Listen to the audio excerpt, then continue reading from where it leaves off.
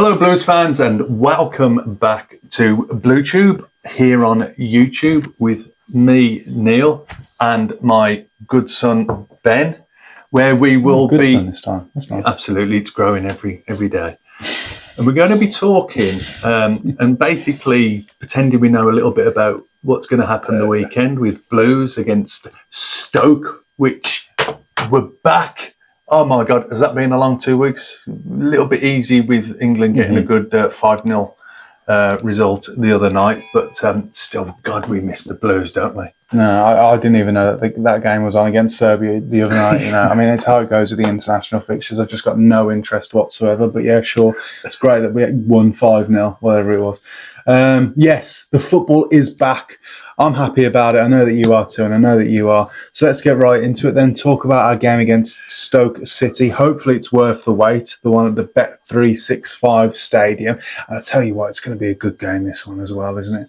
It's going to be a tough game. But do you know what? The fact that the Baggies went there the other week and got a result, that's going to put fire in their belly. But with Blues losing last time we were out to Leicester, which wasn't the greatest night, it could have been better. Blues going to be well up for this now. We've had 2 weeks to think about it, haven't we? Working on making a few more chances, changing a bit of the pattern of play. New, decent championship promotion ready type players coming in right at the death as well, which you spoke about on a few occasions on some of our shorts, which were really good to watch. But it will be tough, but we'll talk a little bit later on about what we think the scores are going to be, which I'm sure you've got lined up. Do you know, I was just going to get right into it then, but I'm glad that you brought that up. You guys, if you look in the description, you'll see a few links to our social media channels. If you want to follow us over there, please feel free to. We're trying to pick it up again now. We've kind of left them to rot a little bit. We've neglected them over the past 3 months or so, but trying to make a few shorts. Got a few series ideas on short form content across TikTok and Instagram. So if you're interested in that sort of stuff, just down in the description below, feel free to follow us over there. But with all that being said, on to Stoke City, managed by Mark Robbins, previously managed Coventry and made a name for himself, a really decent manager. And last season didn't go to plan for him. People were thinking, I don't know. But this season, it seems like it's the old classic Mark Robbins back again. I think Mark Robbins is a decent manager. And I was surprised when Cov sacked him, to be fair, because it wasn't a torrid time. It was a bit of a rut. But they were nowhere near like relegation or anything like that. But I just think maybe their board was just reading between the lines and maybe wanting to step on, because he will get a team playing in a particular way. He'll get the best out of teams. He makes money out of his teams. He'll get players for relatively little money and sell them on for big fees. And that's been one of the issues. That was one of the issues that he had at Cov. They were selling on their big assets. And so he's at Stoke now. I think he's getting them playing good football. They'll be a force to be contended with, Stoke will. Yeah, no, I can't disagree with you. Not from what I've seen from them so far. And with how Mark Robbins is track record, yeah, it could be a really decent season for them. We will see. I just want to have a quick look at the form table. We've already referenced this, really. I suppose that we can just gloss over it again. And I completely agree with you on what you've said. Last time out, losing to West Brom and losing when we lost to Leicester in the way in which we did, we weren't really our normal selves. But if we want to go back a little bit further than that, the loss of Port Vale as well, we want to make sure that we stop the rot. Now, a lot of you might think the rot, what you're talking about, is just 2 games. One of them, it was our second string, and the other one, we're fighting against arguably Premier League opposition. Let's just relax a little bit. But no, you want to cut these things out, don't you? And you want to get back on track. You want to get a win. And I think a one against Stoke City at their place, it'll be worth its weight in gold. More than just the 3 points. It'll be a bit of a statement piece, won't it? Statement piece, exactly, because you look at the form, the thing that you've put on here, it's almost identical, isn't it? Bar like the draw towards the start of the season. It is about who's going to pull away a little bit now and who's going to show that little bit of bite moving forward. But I mean, it is a game. You know, like when we get to the predictions, I'll never sort of bet against the Blues. But it is one of these that I am a little bit cautious going in. But, you know, me being positive all the time, I'm always going to say, we've had that time. Chris Davies is going to get us playing well. We've had squad time together. The new players are gelling all the time. Yeah, I'm still thinking about how it's going to go with scoring, but my concern moving forward is just like, have we had the time to put a few things right that were wrong? Because we've had the possession. Looking at these Everything games else, here, we've always like won on possession, but that's not what counts, is it? It's about turning that possession into proper goal scoring opportunities, and getting behind their back line. It's not going to be no mean feat against these guys Saturday. Well, if you look at the options that we've got up front now, in the attacking threat that we've got, Jay Stansfield, Kyogo, Deutsch, got Kanye Fujimoto, Keshi Anderson, Vil Willemsen. Sounds Kumas. fantastic, doesn't it? The amount of options that we have now up front, of course, I mean, Dykes, I don't know how much we're going to use him. Tried to shift him on, he didn't. That's 8 players that I've listed off there that we've got in and around that attacking third. So the options and the different styles and the types of player that we've got to contend with, it's phenomenal. How long it's going to take for Chris Davies to work this and figure out what works best for us and what's the most prolific in getting goals and winning games remains to be seen. That's the only issue. We've got so many different ways to set up now, and it's the biggest problem that we've got on the pitch. This is exactly the same as the issue we had probably about this time last season, maybe a little bit later, where we weren't 100% sure of that starting 11. No. Because, I mean, I'm sure that if you ask Chris Davies, he'd tell you he knows exactly what he wants to do. But I think if he was being honest, there's contention between, like, he'll always go with Asanya Bright at right back, whereas for me, I'd go with Laird. I mean, just going off waffle a little bit here, did you see that that some of the Nigerian fans were absolutely slating him for the Nigerian game the other day, saying how he's a footballer and that? And I thought that really surprised me with how he's been touted. I mean, from where he's been before coming to the Blue. So, yeah, that was interesting. A bit of interest. But it's a game of opinions in it at the end of the day. But to think that we could have Stano back this week, and we should have Stano, he should be well over his knot now. Hopefully he's been in training. Cochrane, I'm assuming, is going to be fully fit. Ethan Laird should be back in the right back position. I'd like to think so. Give Bright a little bit of a break. Bring Laird back in. Yes, as it was. Clara Neumann. Are we going to go through the squad now, or do you want to go through it later? We'll go through it in a little while, because I do want to finish off on Stoke and some of the decent players that they've had. I'm not going to speak about their entire team. It's just 1 or 2 players, but one of them really stands out to me, and it's their left winger, Sorba Thomas. He seems to be on fire for them at the minute. He's got 2 goals, 3 assists. He will hopefully be coming up against Ethan Laird if he puts Cochrane back in that left back position and puts Ethan Laird in that right back spot, which I can't see him not doing, to be fair. I think Ethan Laird is pretty much staple for being in the starting 11. He's been one of the standout players so far this season. And the other one that I've made a note of here was Aaron Cresswell. Left back, spent his entire career at West Ham. It's a little bit further down the page here in case you're wondering why I've just skipped ahead. But he's started every single league game for them so far. And although he's getting on, he's 35 years of age now, he is Premier League quality. Just skipping on quickly, I've obviously put the team in there. If you want to just add that in for the edit, you can do.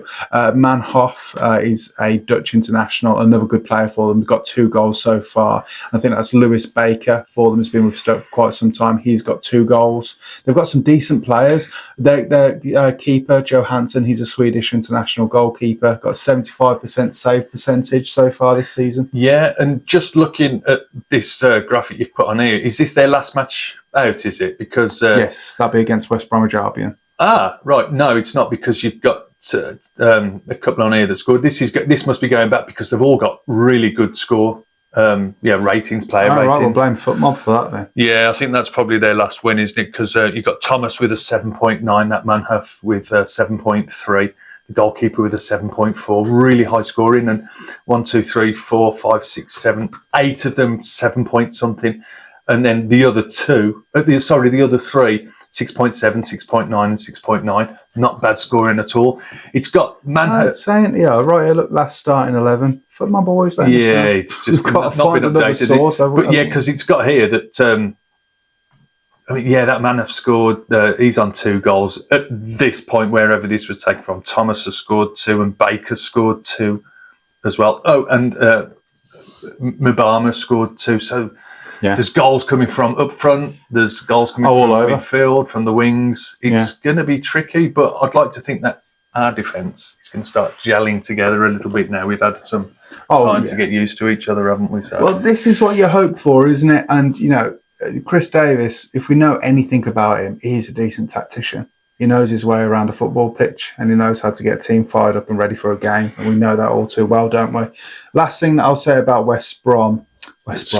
Stoke, cheers, thank you. Before we move on, it's because I'm looking at that last game against West Brom, and just a couple of pointers on Stoke City. They had the majority of the play. They had lots of attempts on goal, and just looking on social media and their reaction to the game, lots of positivity from their fans as well. They're seeing the way that their team are playing. They're seeing the way that the players are gelling together and becoming a unit, and they're developing into something really positive for them. And they're not too bothered by the loss against West Brom, because they know on the bigger picture that it's going to be a positive season for them from how their players are playing and what Mark Robbins is doing to the team. So they'll want to bounce back just as much as we do from the Leicester game. It's going to be a clash of some titans, really. As far as the titans, I like it. As far as championship clubs are concerned. Now, this probably isn't much use, but I thought, why not? I've thrown the table in there. We'll always do this on pre-match videos, however early it is into the season, just to reflect and know exactly where we're at and what we're about to get into.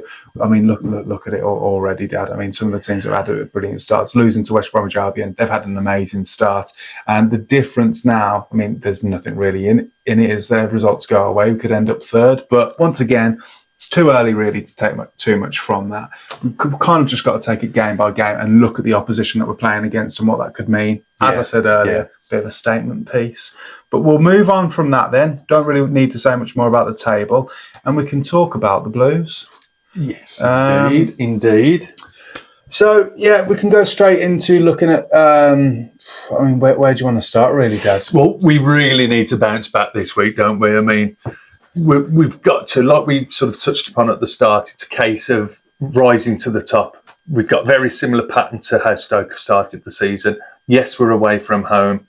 Yeah. We've got to let our quality start showing now and start showing this division that we do mean business. We've brought well. We've got a fantastic manager. Everything behind the scenes is being done well. We've just got to have belief in ourselves again now, because Stoke is going to be a difficult place to go, but we need to break all those ducks, not ducks, all those ducks, okay.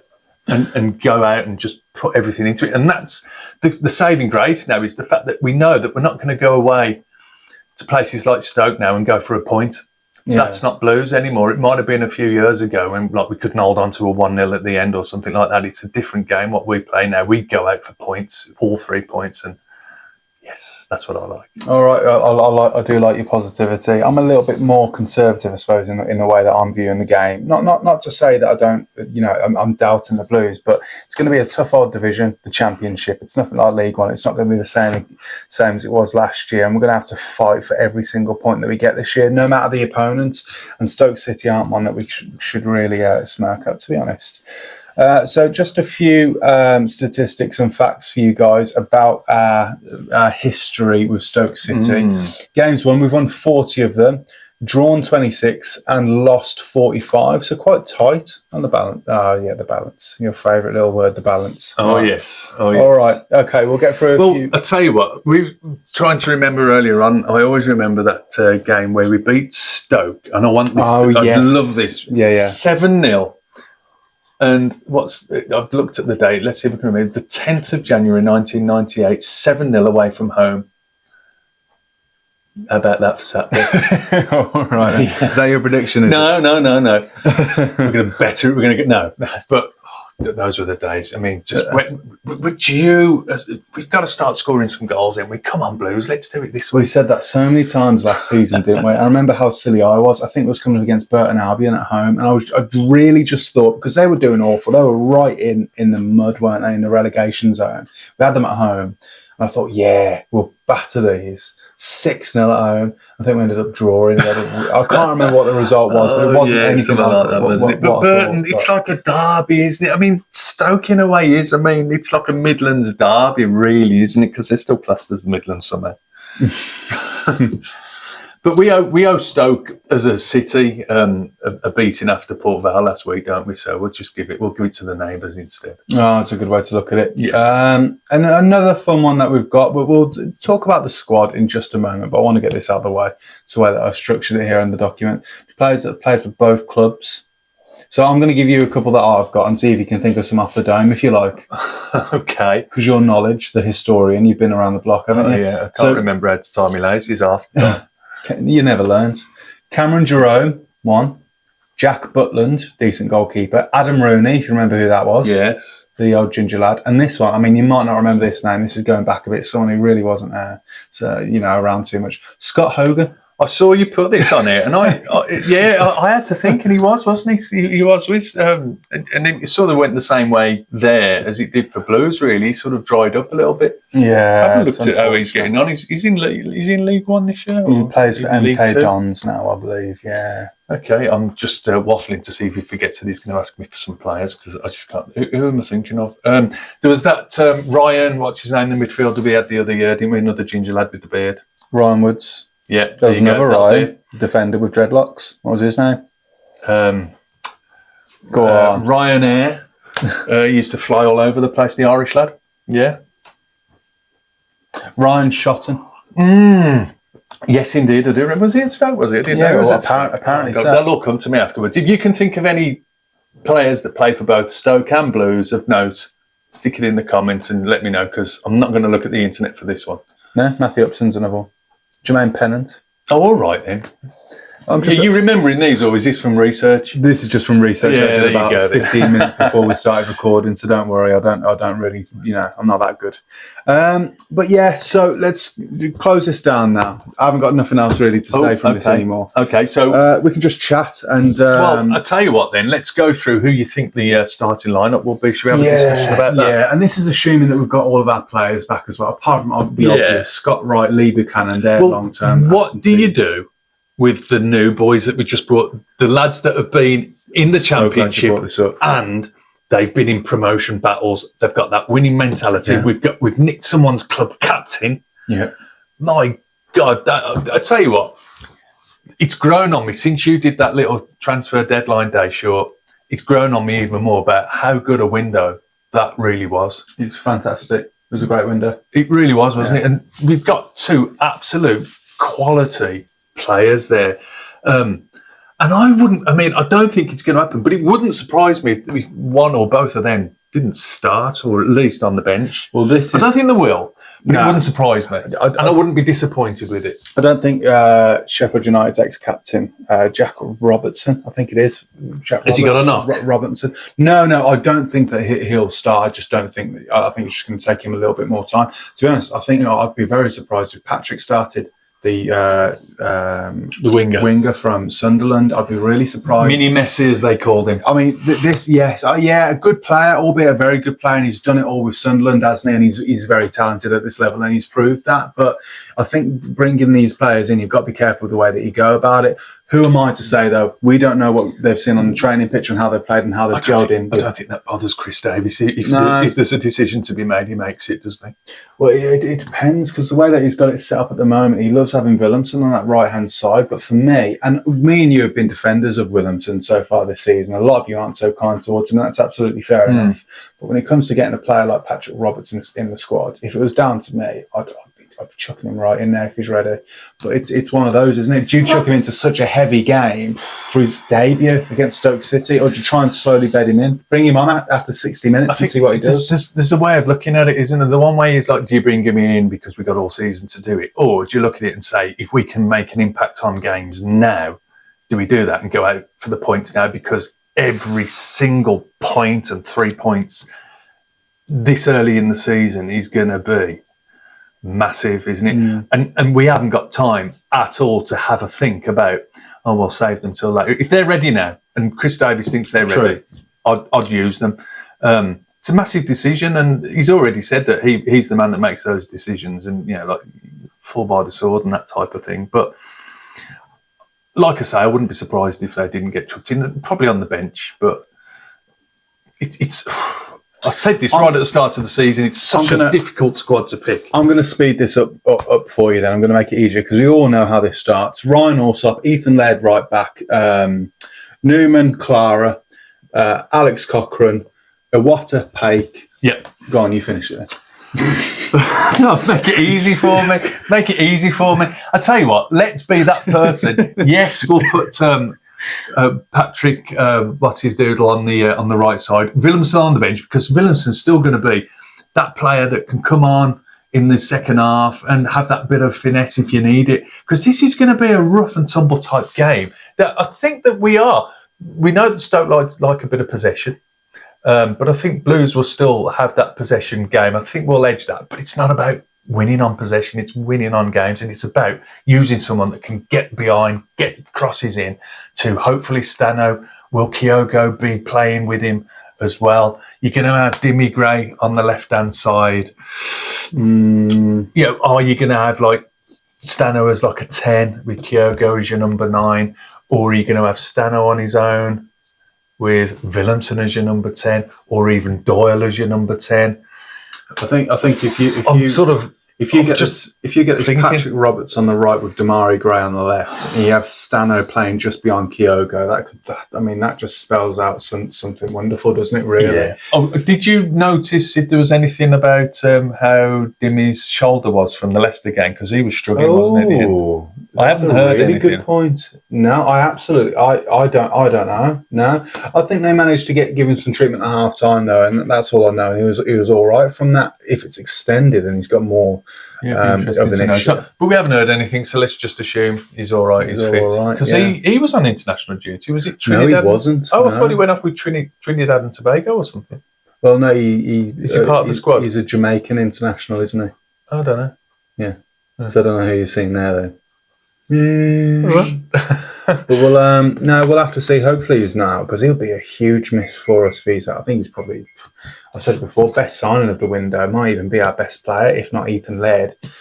So we'll have to see. The one thing that I think we can close this out now, but I think it's something that's been hot on the lips of a lot of Birmingham City fans is talking about Kyogo, and is he going too soon to write him off yet? Because if we play the right football, like we've said before, if he's got that bit of space, he will get goals, and he'll get bloody good goals as well, to be fair. I mean, he's not scared to try something different.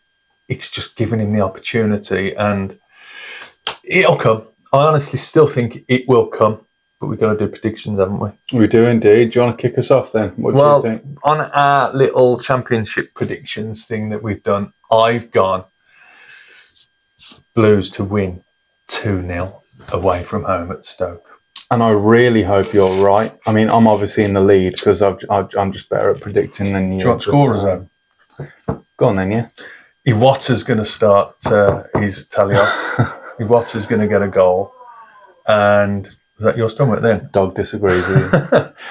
Iwata. And should we give Stano one for his first game back after his little knock? Okay. I think the spoils are going to be shared. If this was at St Andrews, it'd be a totally different story. But because we're away at the Bet365 and Stoke have started so well. You're too sensible. No, and I think I'll tell you what, we can't complain if we get a point. No, do you know what? It'd be a good point away from home, but come on, Blues. We're not going to go for a point. I'm going to give him that. No, we're not. No, we're going to go for it. Of course we are. It's Chris Davies and Birmingham City we're looking at here. We don't try and we try and win every single game. Sorba Thomas is going to score for them, and Kyogo is going to score for us. He's going to score an absolute worldie as well at that. Let us know your thoughts, Blues fans. As always, I think we've waffled on long enough this week. How's it going to go down? Who's going to score? What do you think? Let us know. It is good to be back. Are you as happy to be back with the Championship as we are? Of course you are. We'll see you on the next one, guys. Take care of yourselves. Ciao.